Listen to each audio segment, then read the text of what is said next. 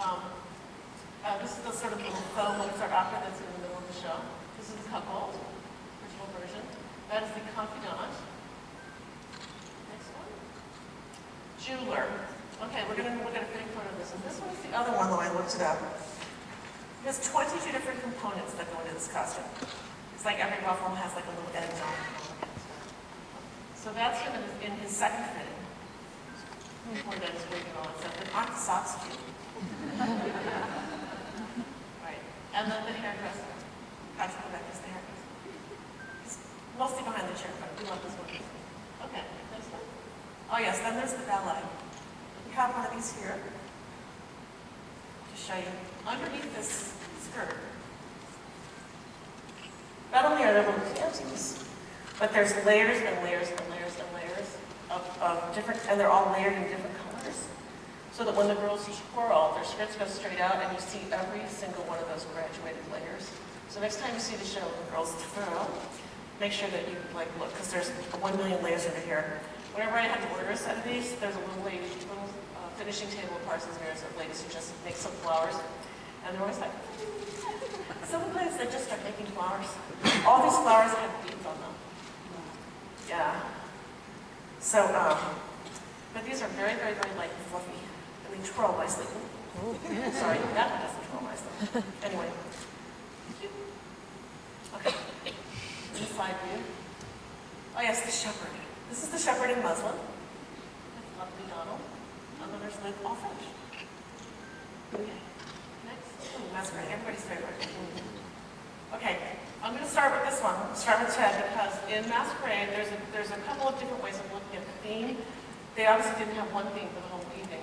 Some of the characters on stage in Masquerade, especially a lot of the mannequins, are famous characters from opera. You'll find them in this book. But this one is a pagliacci. So it's sort of evenly divided between famous characters in opera and things that are thematically either exotic or like you know, animals, or animals and flowers. We have a flower costume and a fish costume, you know, that kind of thing. So, but this one is tricky to proportion because he's so contorted, because he's actually has a hump on his back. So go ahead. So that's how it starts. He looks like a giant starfish. So to be able to see where all the bits go, you just fit it in high contrast. There's the side view with the hump. That's the back view, so you can see how we have to sort of, it's supposed to look like the double used to be, all like, but then it has to go over that hump. Okay, next. And there it is all finished.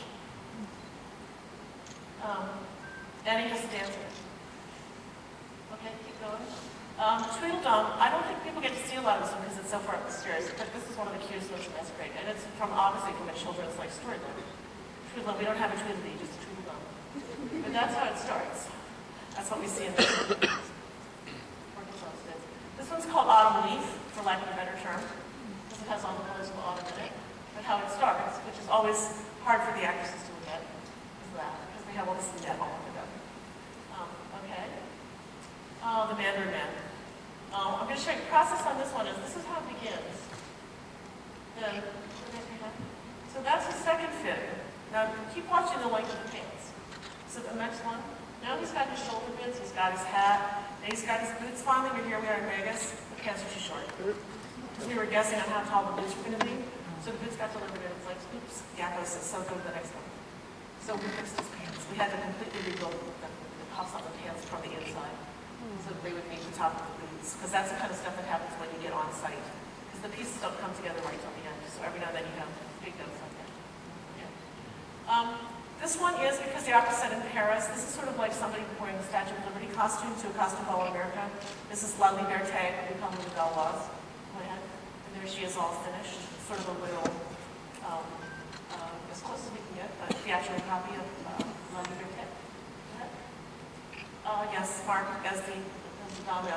This is the guy at the top of the stairs who actually sort of keeps you from seeing this giant thing coming up behind him, which is why his cape is oh so big. Okay, go ahead. Executioner.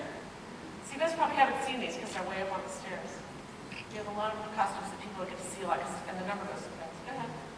The little drummer boy, he's in the little band, he's right next to the jester. This one we call the sun hat, or Heidi. Sometimes I call her Heidi. Okay. A monkey. Can't you put out a monkey? Anyway, the reason I did the close-up shot of this was not to embarrass you, but this one is actually hand-hooked. It's like a giant wig for the entire body.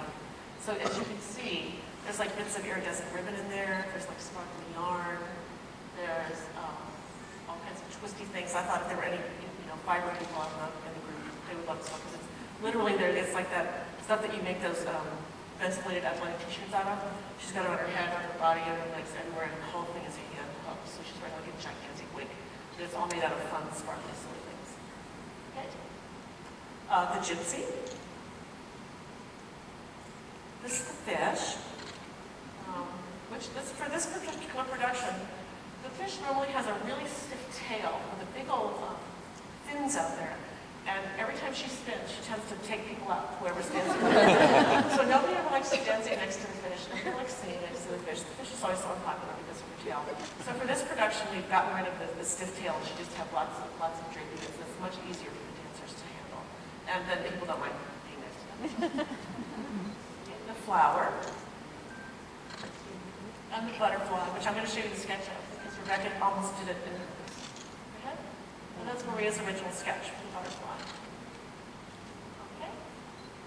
I don't have any finished ones of this, but Man Woman is always a really fun costume because the boys have to dance in it, and it is literally half a skirt and then half a suit. And there's a lot of spandex in there, believe me. Oh yes, we have. This is Bruce. We have these guys that we call flunkies. They actually should be called footmen. This is a copy of the costumes that they still wear today at the Paris Opera. When, like at Open Night Paris Opera, when there's somebody paged the curtain backstage for they page the curtains like this for the actors to come out and take their bows at intermission, they're dressed like that. Can you imagine normally our stage hands just wear black t-shirt and jeans. Backstage, the page the curtains for the singers of the Paris Opera have been dressed like this for since the 1700s. Anyway, that's what they wear. So those guys were always bringing flowers and champagne to people because we're at the Paris Opera. This is their uniform. That's what they go to work in every day, along with the white powdered wig. And it's always a little bit of a struggle for the guys who learn how to walk in the shoes because they've got a heel on them. Anyway, but this is one of our favorite costumes in the show.